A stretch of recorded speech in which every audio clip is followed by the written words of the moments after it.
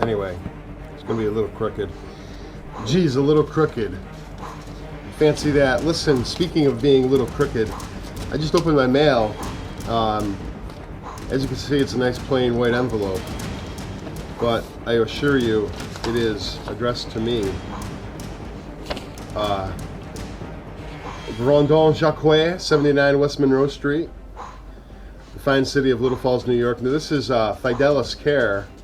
The fine folks in Cleveland, Ohio, manage my state's health care. And I got a letter today. You know, usually I don't even open these, but today I did. Like literally 5 minutes before I decided to record this. I've got a return envelope. When I get this, I'm not quite sure what they want. Usually it's a questionnaire survey. Wow, this is what it says. Dear member, or dear Brandon, Fidelis Care would like to know, they want me to know about a helpful benefit program that could supplement your income each month. It's called Supplemental Security Income, aka SSI, a federal program that provides monthly cash payments to people in need, those 65 and older, those who are blind or disabled, and children. Benefits may be available if you or a family member are eligible, single, and have a physical or mental health problem that will last at least a year. Fidelis is working with Human Arc to help determine whether or not you or a family member qualify for SSI. All my information is going to be kept private, but all they want to do is process me through to a provider for SSI. Now, that is only because there's a Democrat in office, okay? They are effectively wanting me to, in the back of this, waive my consent, either consent or not to consent, for them to share my information, my private information, about my income, my benefits that I get through social services. I don't have food stamps right now. All I have is an insurance thing. I've got a job, but yet somehow they want to entice me back, right? It's bad enough. I just started back after COVID, and you know, quote unquote, some of the haters would say free money. All the free money has dried up. You know, the federal pandemic, PUA insurance from the federal government, as well as additional benefits, extended benefits through my state. And I'm just back into the workforce, have a job, looking for another job, but actively looking for a better job as well, or something in addition to the one I have now. But right here is a Democratic tool trying to suck me back in. And don't think they're not. It is just like that. Some people, okay, that's my interpretation. Some people would be thrilled to think, well, they're so nice of them to offer to help me in my time of need. Wow, those Democrats are awesome. They're trying to help me. They're trying to give me extra money.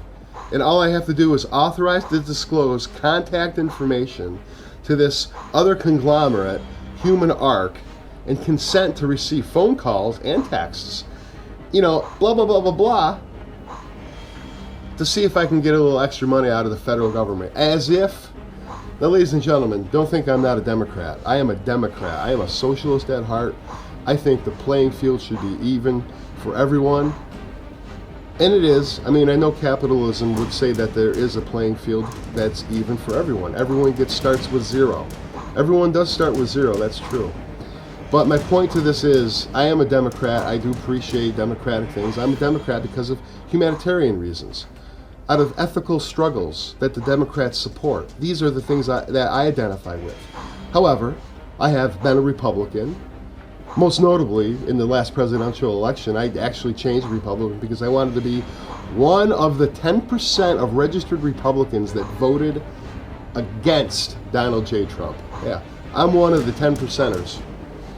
And now I went back to Democrat after the election, and now, for other reasons, I'm taking a more conservative background.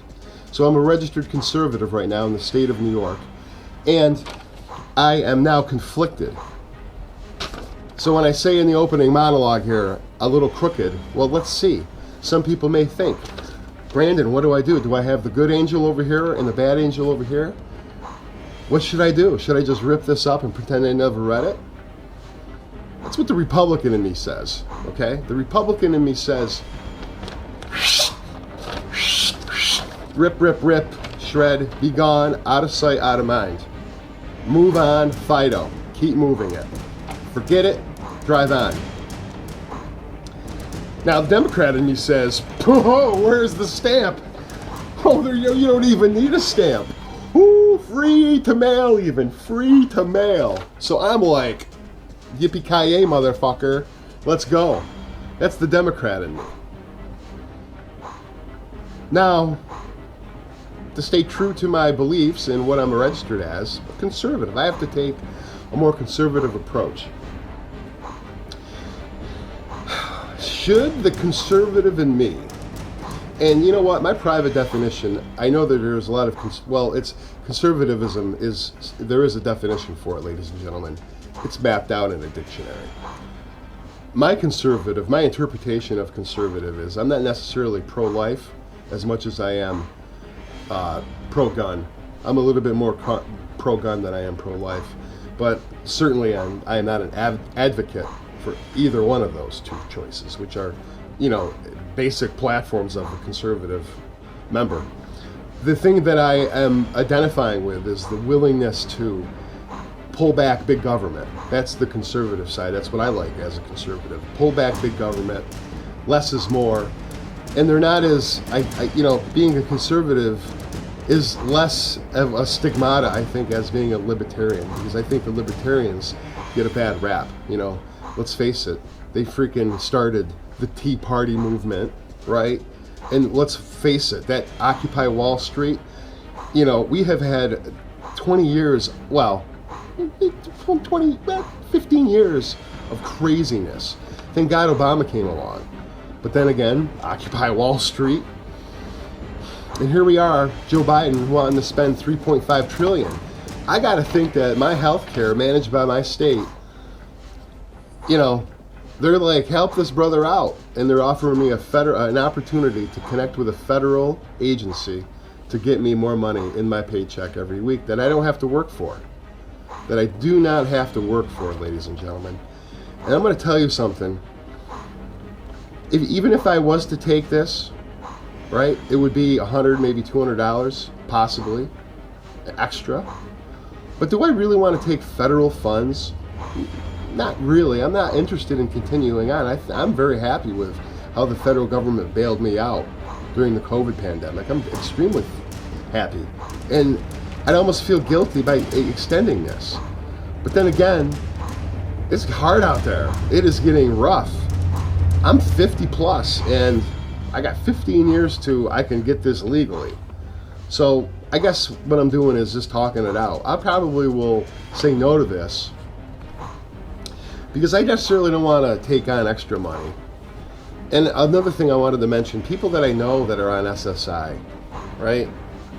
Holy cow, they're making like 50 grand a year, because most of them, that people I know anyway, they're on some type of long-term anti-addictive heroin medicine, and they get a certain dosage and they freaking snip it down and take only the base level to give a positive result in a urine test to prove that's in their system, and then they take the rest of it and sell it on the street for cash. And that's just what the racket is. So you figure they're making an extra $25,000 a year selling their pills, just one prescription. They bang on a Xanax, they don't prescribe Xanax anymore with everything, but they do sell prescribed thumps things. The pills are making these poor people thousands of dollars a year to live on, okay? And that goes unregulated, right? And the conservative in me just wants to strangle that down and pipe it down and bottleneck it, right? Because I don't think that that's appropriate. Absolutely. The pharmaceutical industry needs to be revamped in such a way that it doesn't provide affluent, undocumented, tax-free income to people. Okay?